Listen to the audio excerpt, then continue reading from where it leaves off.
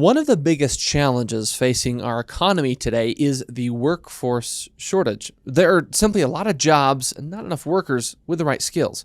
So what do we do to fix it? We don't have a sustainable pipeline of talent. We need a system, we need an organization, we need something in place that can help with workforce development for the state.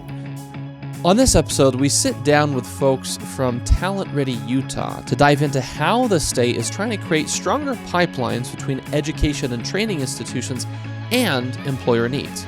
This is Defending Ideas.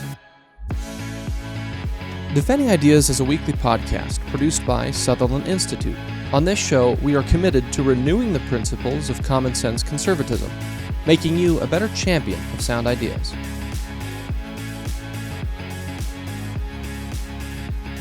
Welcome back to another episode of Defending Ideas. I'm your host, Nic Dunn, and this week we're talking about work, and importantly, skills and workforce development to help address workforce shortages that the nation and here in Utah are being seen, and also better create pipelines for upward mobility so people who are hungry for these work opportunities our economy is providing are able to get the skills necessary to do so. To have this conversation, I'm excited to bring into our studio two folks from Talent Ready Utah, here part of the Utah State system of higher education here in the state. Amy Andre, the State Work-Based Learning Intermediary, and Jordan Hill, Assistant Commissioner of Industry Workforce Initiatives, both with Talent Ready Utah. Amy and Jordan, thanks for being with us. Thank you for having us. Thank you. I'm excited to talk to both of you because we've been kind of doing a deep dive on some work here at Sutherland and some podcast episodes about this idea of workforce issues and how do we help kind of remove barriers or remove constraints so that more people can fully participate in the blessing of the wonderful free enterprise system we have here in the state. Utah for years and years and years has kind of been renowned as one of, if not the best economies in the nation. It's the best state for upward mobility. So there's a lot going right in our economy here in Utah. And if you're a person who wants opportunity, Utah is a great place to be. There are also some constraints and economic challenges, the biggest of which, or one of the biggest, would be workforce shortages that we've seen in the last 10 years or so. Nationally, there have been some pretty significant workforce shortages. There's been a common theme in business and workforce conversations in recent years. And here in Utah in particular, there's an index called the Worker Shortage Index from the U.S. Chamber that draws from federal data that shows that our index is 0.72 in May of 2025. What that means is for every 100 open jobs, there are about 72 workers. So there's a lot of opportunity here in Utah, and we need more workers to fill those opportunities. So that kind of brings us to the conversation with Talent Ready Utah. And I want to start off just maybe first give an overview for our listeners of what is Talent Ready Utah? Why does it exist? Yeah, absolutely. Thank you, Nick. So Talent Ready Utah was formed back in really 2016 timeframe. Industry approached the governor's office of economic opportunity. Back then it was GoEd, right? But they approached the governor's office and essentially said, hey, we need something in place because we don't have a sustainable pipeline of talent. So we need a system, we need an organization, we need something in place that can help with workforce development for the state. And so ultimately the answer was creating a K-12 pathway for sustainable talent straight from K-12, right? And then really the inception of Talent Ready Utah after that. And the team has just grown, and there's tons of pathways and tons of programs and initiatives. And, here we are today, a few years later. What would you say? I mean, what's the problem you're trying to solve? And maybe one way to think about it is where has the state traditionally had some gaps? And as you say, kind of we need a stronger talent pipeline, more pathways. How would you describe sort of the nature and scope of, in Utah, the workforce shortage or the skills gap or the talent gap, kind of whatever terminology would make the most sense? Can you describe for our audience kind of the nature of that problem that has prompted the creation of the need for something like Talent Ready Utah? Yeah, of course. So, and Amy, please chime in here anytime. the high demand jobs that are in Utah, we see is that's the industries that typically come to us. Hey, we've got, hundreds of jobs that we're hiring for, and we don't know how to either get them upskilled or get them to the place that we want them to be to get them hired. Or we also see the incumbent workforce, right? If an industry is changing or adding new jobs, they want to be able to upskill those workers as well. And so I think from a industry perspective, it depends on the change that's happening, and we answer the call there. Or if there's new companies coming to Utah, we want to plug them into the resources that are available. So, sort of the gapped need I see is larger companies that are coming here and saying, hey, we have these high demand jobs and we need to fill them. So point us to your talent. And that's where we come in. Yeah, I would say too, like it's not just that we need a whole bunch of people to fill these jobs. We need the right people to fill these jobs. And that's where I think a lot of that talent development kind of is coming in, and that talent pipeline is, we need to ensure that the right people are entering into these doors and seeing these opportunities, where we have a lot of students in our K-12 pathway that are in our K-12 system that you might only really know the jobs that maybe your parents have or that your neighbors have that you're familiar with, and that might not be the right fit for you. So really trying to kind of develop this pipeline that we say is really not just pushing people into jobs. It's really making sure that our students can find their niche and their right spot, and that our education system can really train those people and students to be the right fit. So it's kind of where we're really trying to bridge that gap between industry and education and ensure that we can see that coming forward. One of the things that comes to mind, we've been doing a deep dive into the construction industry in particular, where we had a previous episode that we talked a lot about apprenticeships, and if that's something that in construction can be used even more so than it is now and maybe expanded to other industries. And so recognizing that these workforce issues, where there's either at times a shortage of volume, just not enough candidates, or a shortage of the right candidates, to your point, Amy, sort of the skilled candidates. And that's one of the things I think we see in particular in construction, that some of the national data and some conversations we've been having with folks here locally is that sometimes they can still get a lot of candidates, but the question is, are they skilled? Are they the right candidates to fill the jobs we need? And it's sort of prompted this bigger question, if you will, of maybe breaking down silos is a good way to think about it. And I'd love to hear your insights as far as how, do we need a sort of a mindset shift that maybe traditionally the view was, where if I'm an employer, I come to the state, the system of higher education, Talent Red Utah, whomever, and say, well, here are the jobs that I need and here are the skills I'm looking for, and sort of just expect the state to produce that for me. Whereas now, is it kind of more of a, well, we need to break down some of those walls and integrate? Any insights on that? Yeah, of course. I think the answer is yes. We do have some silos that we need our employers and our industry partners to see themselves as part of the process and part of that development phase. We know that when we talk about durable skills is kind of a big gap at the moment when we talk about communication, showing up on time, kind of those leadership skills. A lot of those we're seeing as kind of a need to update. And we think kind of the best way to learn that is being in an industry partner's location. So helping with that development process and ensuring that students have access to those type of experiences. That's really hard to teach in a classroom, especially when our teachers are so focused on really trying to get the curriculum out there. We have tests that they need to take. We're really focused on trying to get them to school as well. So being able to partner with our industry partners to ensure that those type of skills are being learned and that they're having experiences like that, it is a mind shift of seeing not yourself as really the consumer of the product, but really helping in the development of our talent in the state. Yeah, one thing I would add to that is probably the mapping of those different positions, those different jobs, right? So one thing that we're working at Talent Ready within this new year and coming years is going to be education and career mapping. So being able to help, future talent, current talent in the workforce see what it takes to get the position that they want. And I think that industry has a really great opportunity to map out those different careers for their future talent's sake. I want to get into more in some of the interventions in a minute, but I want to stay for a moment on sort of the nature and scope of the problem, and maybe focusing on the skills gap. It's something that I've heard in years past in some previous roles where I would hear from employers, essentially this recognition that I can train someone with a technical skill if needed. And using analogy, if I'm an employer, I know how to teach you how to drive a truck.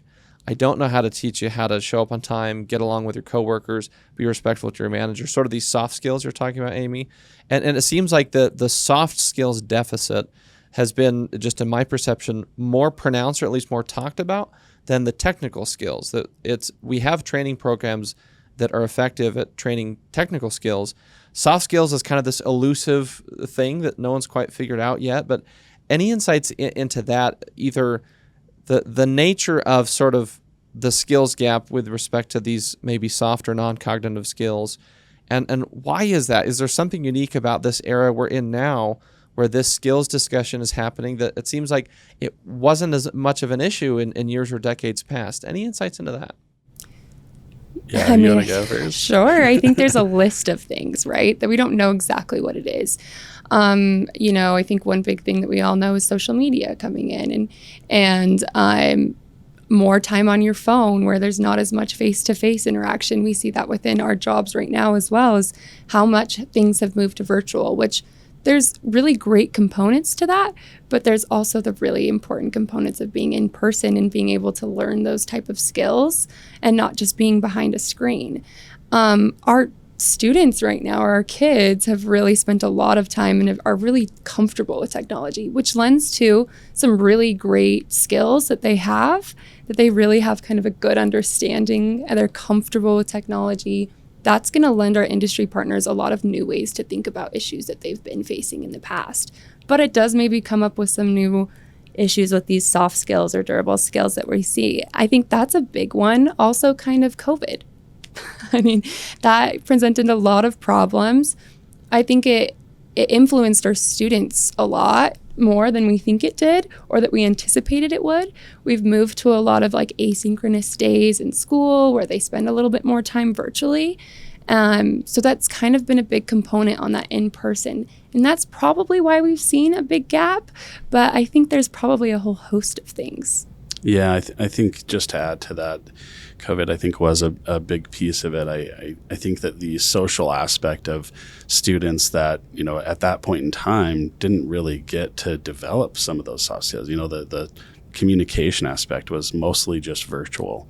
And then, now fast forward 5-6 years later, and here we are trying to help correct that with that talent, right? And so I think we're going to see a little bit of a domino effect. I think that there is currently a gap there, but I'm hoping that we see a domino effect of, now that that's over and done with and we're back in it, the upcoming individuals, in K-12, those students will hopefully be able to learn those. I think the other gapped piece of it is it's what they're looking at too. Just going back to the phone thing, right? It's not necessarily that they're exploring careers or exploring what they need to do to prepare for a career. It's sort of that dopamine mindset, right? What's next for me? And so I think looking at being able to influence from that perspective, in a virtual world for them, is one gap that we definitely have. One of the things that comes to mind is it seems like in a lot of these recent conversations, there's a recognition from employers that there's maybe a stronger desire now for skills rather than just kind of degrees. And this ties into sort of broader social and cultural conversations around higher ed and traditional four-year college and those kinds of things. And in fact, on a previous episode, we had a guy from Illinois who was talking about his new report that was sort of arguing for this idea that we need a rebalancing, that just societally, culturally, and in terms of public policy, we put too much emphasis and too much funding into sort of just a traditional four-year post-high school pathway, sort of the dominant path to upward mobility.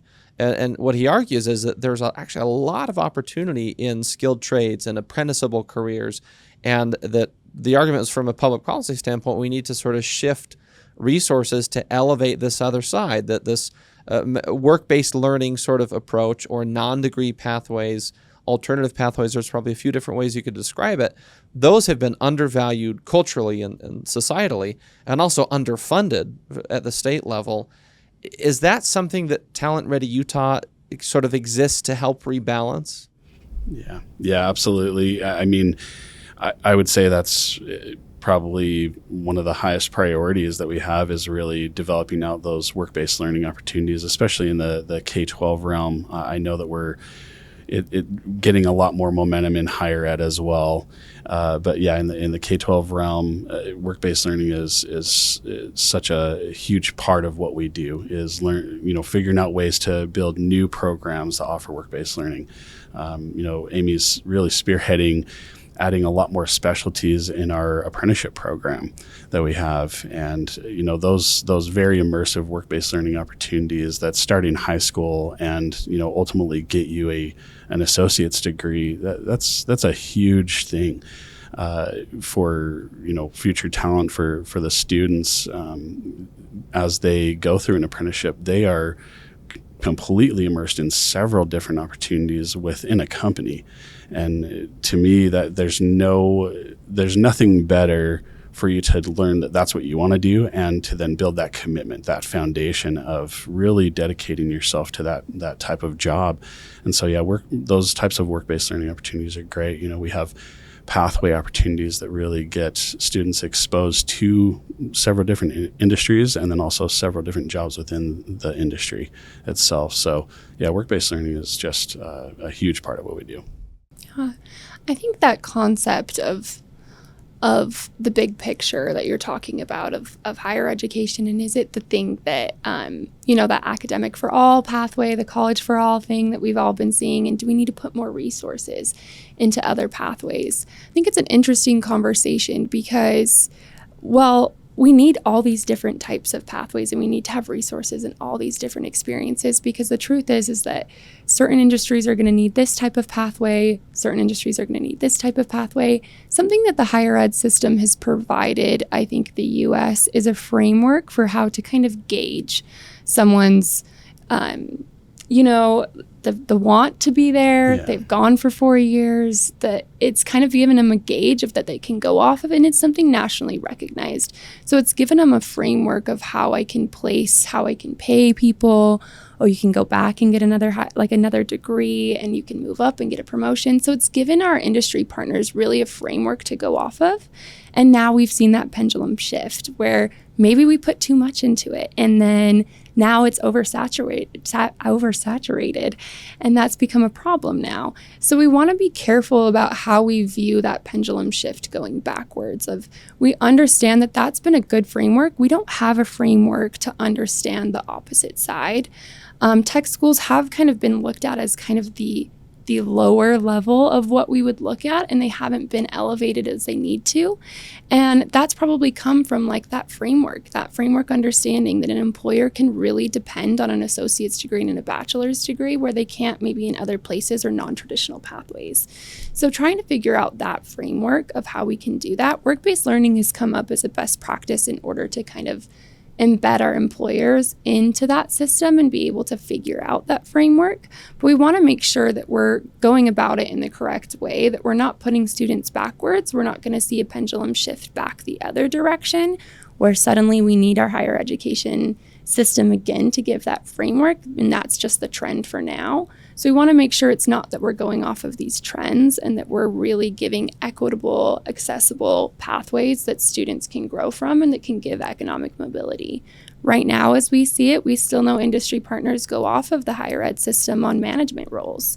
So what does that look like moving forward? Is it going to be just skill-based moving forward? We know sometimes entry-level positions still require higher education degrees. So there's a lot of moving parts in how we can provide that. And I think by involving our employers in the system and them seeing themselves as part of the process will help us kind of have that mind shift and reform so that we can find a middle ground.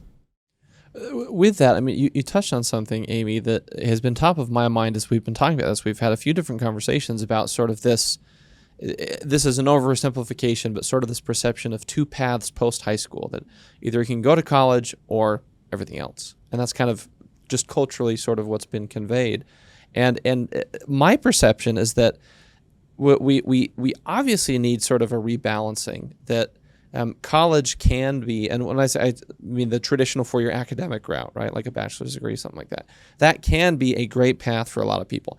I went that path, benefited from it, had wonderful work opportunities, get to do this and be here with you all. And so I'm very grateful for the experiences that I've had.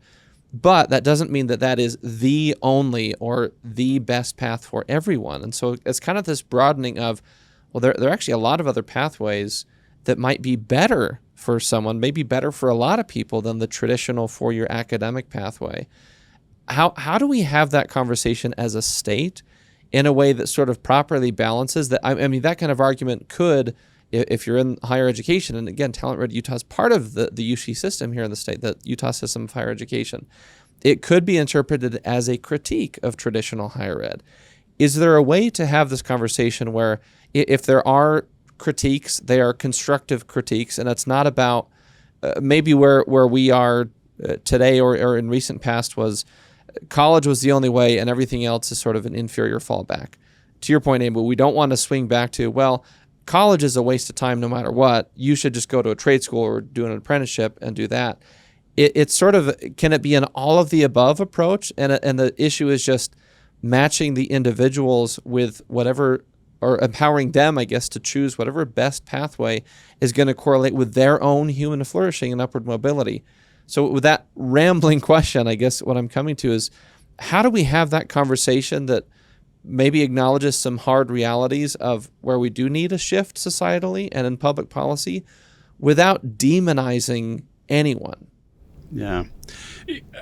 I think I'm going to go to data points, right? I think that our team really loves to focus on what data is available and how do we gather new data to either build a business case to do something. You know, one of the, I think, by design items that we have as a part of our process is to really convene with industry, education, and government. So I think once we get all of the data in front of us, what happens is we convene, and then from there, we really ultimately get to a point where we're going to act. And I think that it's based off of a lot of those data points. So, having the conversation, it is happening. I want to make sure to put that out there that, we are convening with all of those bodies and we are having in sometimes very hard conversations, but it really makes it so that we do have priorities that we focus on for the state, specifically around either new program development, what is the future need that we have, and then how do we sustain and grow the things that we currently have. And it's all based off of the data.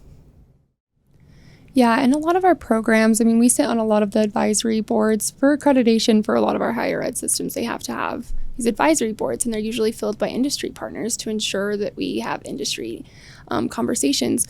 One thing we have seen in the U.S. as in the past is you have those conversations and then the teachers go back and decide.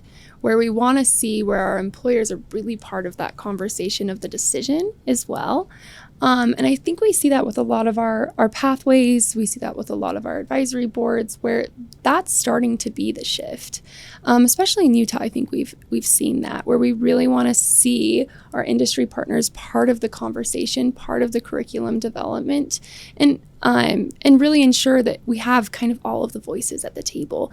We do that a lot with our pathway programs, especially around our work-based learning, is we have everyone at the table, so all the stakeholders, so that we can collect all of that data.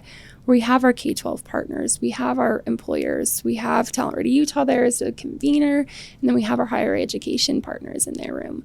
And then we can talk about what are the needs, and to kind of what you're saying of what are the needs for specific industries. And if a student wants to take this type of career, what is that pathway? Is it that traditional pathway, or do we need to look at something different? We see our higher education system and our public education system as a great vehicle for a lot of these programs and a lot of that training that we could be provided. And that does take a little bit of education reform to ensure that it's not an academic only pathway and that there is that training involved. But I do think we're seeing that shift now, especially in Utah. We've seen a lot of that with our legislature, they're really pro-business. In this state, we know it's a great place to start a business. So really ensuring that we can give our education system the resources to be that provider. It's something that is a public responsibility to do that and to be that. So if it's not, it's important to talk about and to see what that looks like and how it can be reformed and moved. But I do think there's these different lanes. When we talk about the conversation of higher ed moving that direction, that comes up where it's like, well, what about just the society being able to be educated, arts, and all sorts of things like history? We understand that there's still that need, right? And we need to have that, and we need to elevate that as well. Well, we can elevate some other things in the same token and see kind of some of these programs in our higher ed institutions become that vehicle of being able to be a related training institution and still house these dual missions. Our tech schools are really good at doing that, making sure it's equal to academia in that case. That's all moving in Utah, which is a great thing. I think at a national level we're seeing that, but I think Utah's doing a great job at it. Yeah, and one thing to add to that is I think the evolution of how far we've come just since Talent Ready Utah, began. I think that convening all of these bodies together really helps with that evolution of how do we sort of shift what we're focusing on in higher ed? What are we shifting, in industry to align, or how do we get them to match together, or you know what I mean? So I think that it's sort of the proof in the pudding is the evolution of how far it's come since we began. Yeah, and I think a good topic that you're bringing up a little bit too is what stakeholders serve the best purpose. So those durable skills, when we come back to that, is that an experience that should happen with an industry partner? Are they the best to kind of help teach that? And then with the backing and feedback of education to support them, like where they come back into the classroom after and they talk about it, but they've now experienced it and see the importance.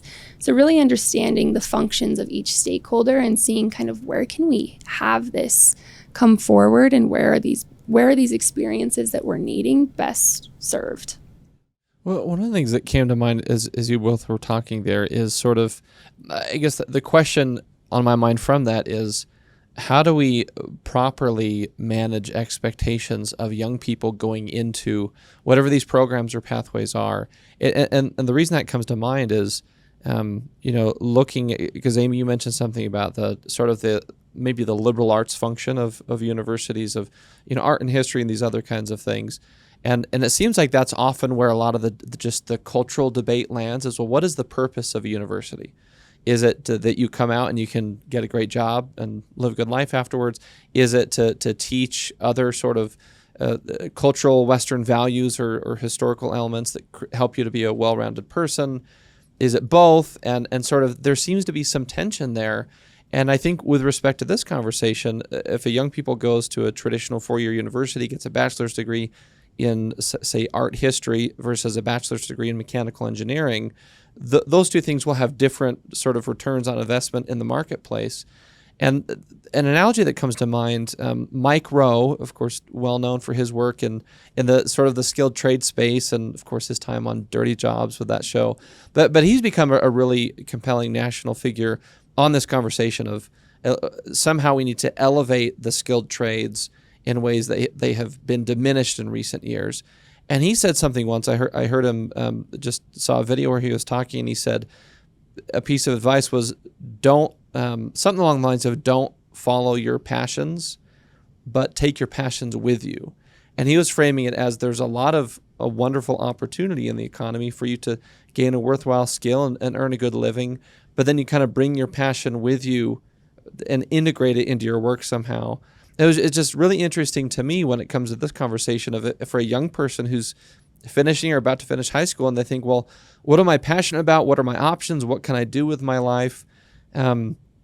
This elevation of there's actually a lot of pathways for you, and how do we sort of message to that young person as a state about traditional four-year academic options and even options within that kind of approach, options for apprenticeships, for trade and technical schools, for other opportunities. What is the messaging to that young person today so that ideally they would feel fully educated and informed and equipped to make the best decision for themselves? And are there gaps in that we need to continue to improve upon? Oh man, my mind's going all over the place with this one. My initial thought on this is that I went to I'm old school, and so I grew up in the era where there was the game called Lemmings. I don't know if you remember that at all, but essentially, these lemmings would just follow each other, and they would create, they would keep digging this mine, and they would just keep following each other. And I think that our education system at one point was a lot like that. You would follow what is really right in front of you, and what is advertised to you, whatever the loudest noise was, and it almost made it hard to be a free thinker because there was limited opportunities. And if I wanted to be a successful person, there was, minimal routes that you could take to be able to get there.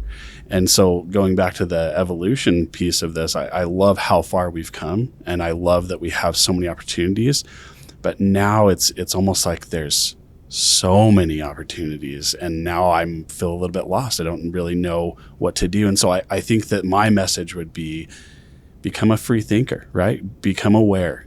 Do the very best that you can to get equipped with knowledge, get equipped with all of the different resources that you have available, or opportunities that you have available, and then make a decision that way. Just really, what Micro said, look at your passion, and then what aligns with that.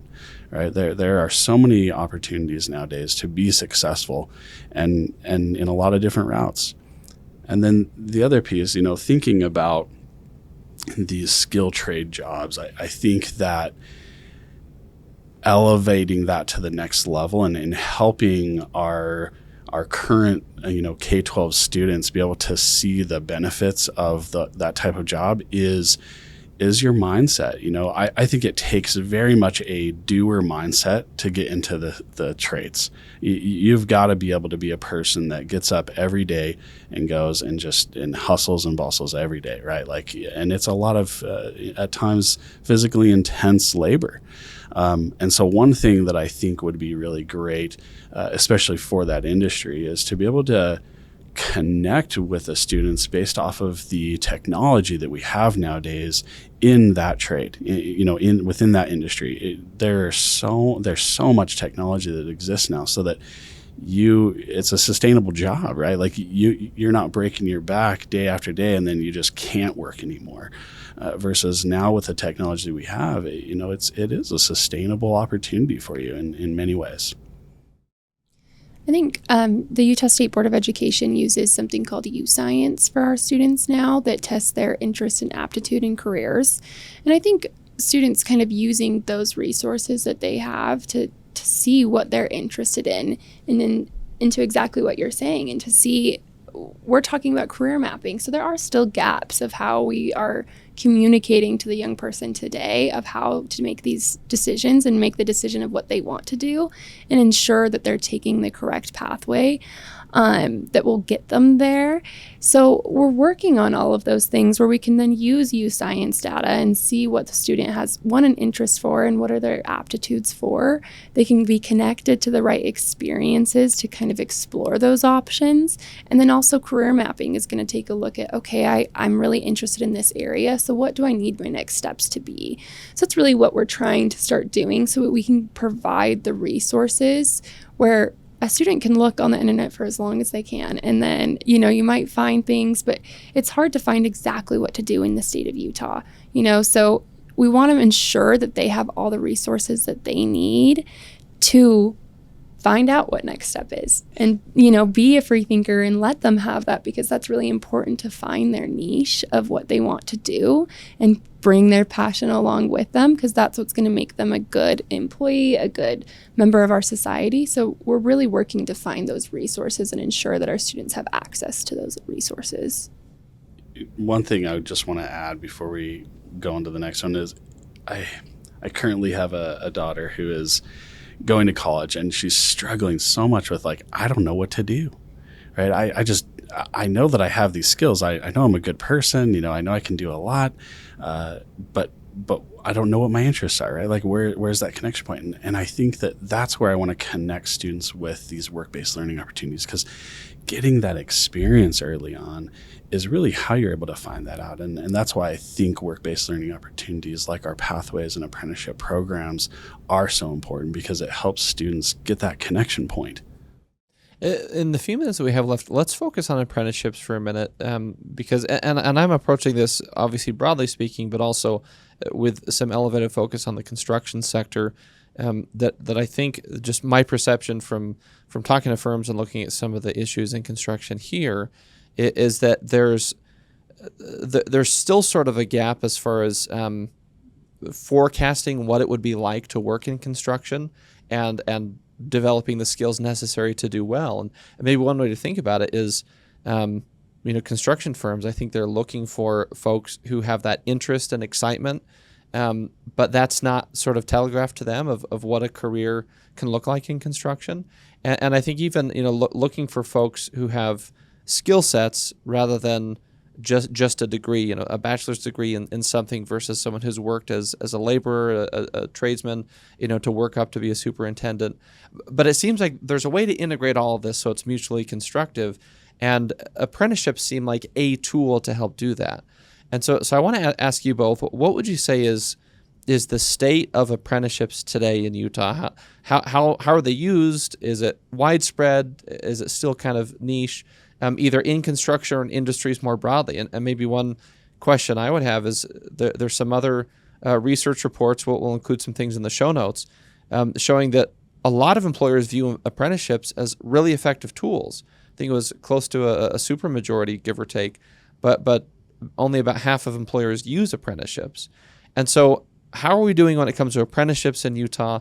Why aren't more employers using apprenticeships? What are the gaps there? Yeah, I think we're scratching the surface really on apprenticeship programs right now in the state of Utah. We have amazing things going on, but we can have so much more. It's only kind of just starting, I guess, is the point.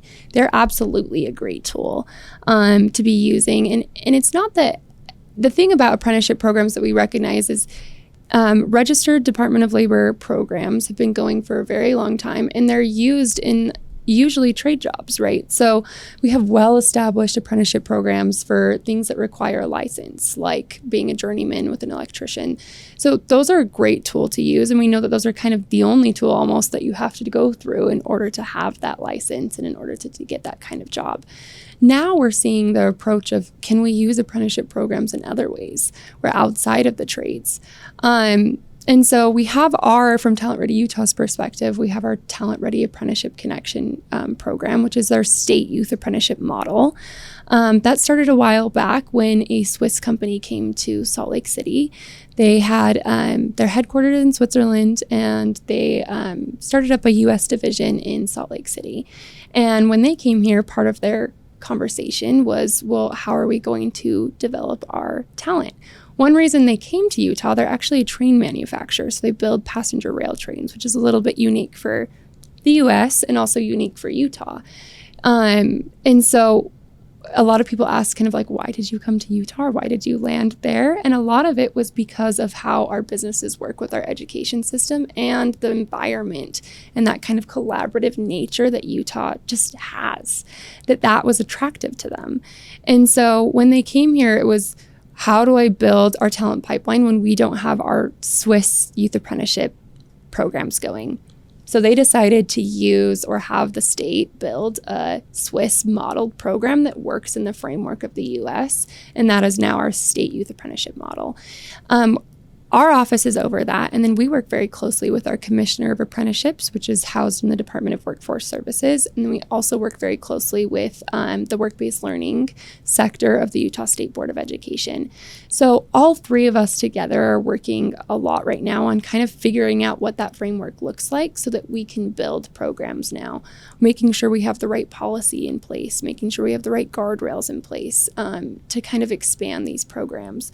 So as far as track goes, that mentality is really to look at industry-wide rather than occupation-specific, which has been something that apprenticeships usually look like in the US, is looking at a specific occupation.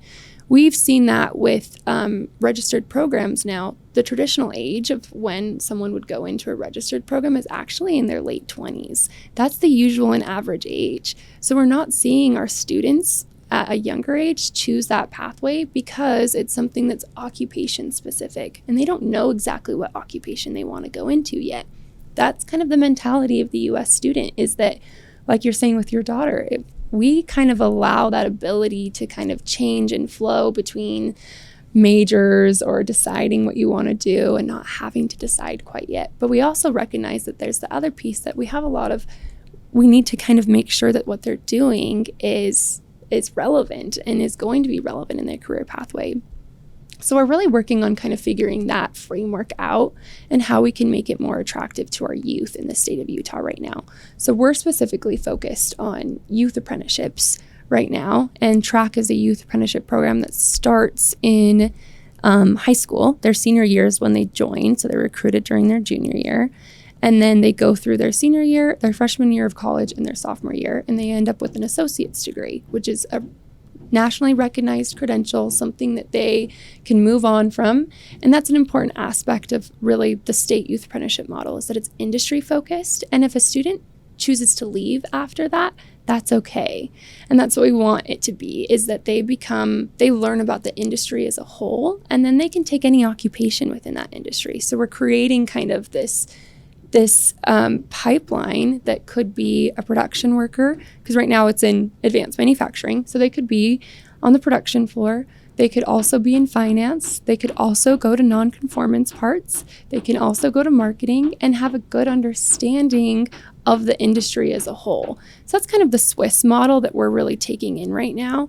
And those are popping up all over the US. And we're really trying to ensure that there's a good framework for that to kind of happen now. So I think, to answer your question, as that was a long answer, but to answer your question shortly, it's we're scratching the surface in Utah right now, but there is a lot of movement and a lot of support going that direction to ensure that we have good, equitable, accessible pathways for our students. In the TRAC model, it's their associate degree is actually paid for by their employer, and they're paid the whole time. So that meets a lot of our kind of socioeconomic levels that we're also looking at as well, of ensuring that students have an accessible entry point that also pops them out on the exit route of an associate's degree, where then our employers can decide if they need to go back to higher education to upskill or to get another degree, so that they can kind of upskill and grow and develop their talent as it continues. Or that student leaves and they decide that that's what they want, or they want to go back. So we're trying to really focus in on that kind of thing as well. Yeah. One thing I'll add to that, just from a industry, from a company standpoint, I think it depends on the size of the company and then the model that they have, right, for bringing talent on. And I think for a lot of larger companies, it's so difficult to position yourselves if you've already established as, we're going to have a talent pipeline through this mode. I think it's a little bit more difficult to kind of make that shift. So I'd say, I think small to medium-sized companies, it would be great if we could say, if you're listening, establish yourselves in a way that you could have an apprenticeship model, within your company. And then, the creative piece of it is us working with these larger companies to help make that shift. And really it's about helping them understand not only the return on investment that they would have, but, how much more we could pour into these apprenticeship programs, because we need a lot more companies to be able to sustain it, right? The talent. So, I would say kind of shifting that model is what we need to have happen as well, that mindset. The last question I want to ask you both is to kind of try and bring it all together. What's really compelling to me about all of this is that we're talking about it sort of expanding and elevating. Meaning that a young person, and I have 2 little boys, and they're very young right now, but one day they'll finish high school and start thinking about what's next. And I want my boys and every young person to sort of have just plenty of great options before them that they can choose what works best for their own lives. And the aspect of that that's really compelling to me is this sense of something that you've said, Amy, sort of trying to, I guess, equalize an academic credential versus a skills-based credential. Maybe there's a better term. To have those kind of, I would say, viewed culturally as on equal footing. If someone goes and gets a bachelor's degree, or if it's some other kind of certificate or completion of an apprenticeship, just something in those pipelines to sort of say that they're both equally good for you, for society, as long as it meets your needs and it's something that's helping to meet the economy's needs. And so if that's sort of a broad, I guess, societal goal, and we can reflect that goal in some of the public policy changes you guys have been talking about, in that context, the final question is, what is the one big thing that our audience needs to remember if they're talking about this issue with other folks and maybe trying to articulate this principle? What is the one big takeaway they should walk away with so that we as a state can continue to have this correction, this rebalancing, this elevation? That's a loaded question, isn't that? That's right. I'll start by saying Utah is currently in partnership with about 6 other states that are looking at exactly that framework of, we recognize that higher education has this nationally recognized credentialing system that works and all employers recognize it. How can we get that on the other side? And how can we pull that together? Degreed apprenticeships are becoming a really popular thing right now, where we have the combination of both, similar to what we just talked about with track, where they have this combination of both that then it gives our employers both sides. But now we're looking at the framework of how can we make sure that skills side is elevated to the same role as academia. That's something that exists in the Swiss system, where there's really permeability between their academic system, where if you go that route, it's equal to the same thing that you would come out with going into the academic only route. So, and it's viewed that way by all of their employers. So it's a massive mentality shift. And I would say for your viewers right now is to recognize that. We talk about that a lot when we're discussing this kind of work, is we don't want to build a bunch of programs that none of you would send your own kids to. So especially in something that, like, we come from the academic background, we're in the higher education system, we want to ensure that the programs we're building, we also would support our students going to, right? Or our own kids. So that's something that it's a mentality shift across the board. And it's important to start recognizing that our skills and our trades have been looked at, like you've been talking about, kind of diminished into one way, when really it takes a lot of education. I graduated in political science, and I could say that I would probably say somebody that is an electrician knows a lot more about what they're doing than I necessarily learned, right? So it's not a question of what you know or how much practice you've put behind it or your academic standpoint. That's the kind of the conversation that's coming up, is it's been diminished when they really know a lot, and they know a lot of great things. You have to know a lot about electrical theory, all these different components, and a lot of math comes into that. So kind of to start recognizing that mentality shift and start being aware of it and practicing it in our own lives, right? So when these programs do come out and your students do grow up, to recognize that those are great pathways and to see them that way rather than the culture that we have at the moment. So we kind of need to start practicing what we're preaching, and also not just for other people, but also for ourselves. Jordan, we'll give you the last word. I would say we need to maybe look at this from the lens of being an artist, maybe sculpting a piece of stone, but we don't really know what the end result is going to be. It's continuously changing what that end result is. And so I think being comfortable flowing down the river of time, right? And watching as, state entities like Talent Ready Utah are there to help keep us going along the path, right? That we've talked a lot about evolution here with education, with industry. And it's a constantly changing thing, because industry constantly changes. Our technology constantly changes. And so I would say trust the process, that there are, state entities, there are organizations, there's great companies, there's great education institutions that exist, and we're all working together to help chisel away just a little bit at a time to make it so that this is a successful thing for everybody. Whatever the evolution, whatever evolution comes, whatever change happens in the future, we're gonna move with it. We're gonna flow with it. We're gonna adapt. So.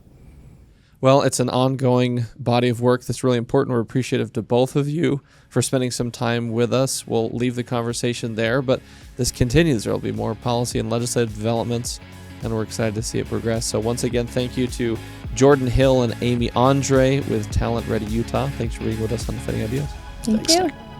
We're going to take a quick break before we leave you with some final talking points. This is Defending Ideas. Stick around. Sometimes it's hard to keep up with the latest policy debate that affects your life. The solution? Subscribe to Sutherland Institute's weekly newsletter, where you'll find in-depth insights from seasoned policy experts, compelling multimedia, and advance notice of special events. Visit sutherlandinstitute.org. Welcome back. There's really one key takeaway on my mind from this conversation today, and that's this. We need a cultural and social rebalancing between traditional academic pathways like the four-year college route and skills-based opportunities like apprenticeships, certificates, trade and tech schools, and the like. The broad societal and cultural message should be that there are many pathways after high school that can equip young people to have a good career, make a good living, and lead a thriving life in adulthood. So as voters and as parents, we should support all of those pathways and expect our policymakers to do the same. That's it for this episode of Defending Ideas. If you enjoyed this discussion, please visit defendingideas.org, where you can access previous episodes and watch or listen on your favorite platform. Don't forget to subscribe to Defending Ideas on Apple Podcasts, Spotify, YouTube, or wherever you like to get your shows. And please share this episode on your own social media profiles or with a friend, family member, or a coworker who may find it interesting. And lastly, if you want to support the broad work of Sutherland Institute, if you want more conversations like this, please make a contribution at sutherlandinstitute.org/donate. Thanks again for joining us on Defending Ideas. From the Sutherland Institute in Salt Lake City, I'm Nic Dunn. We'll see you next time.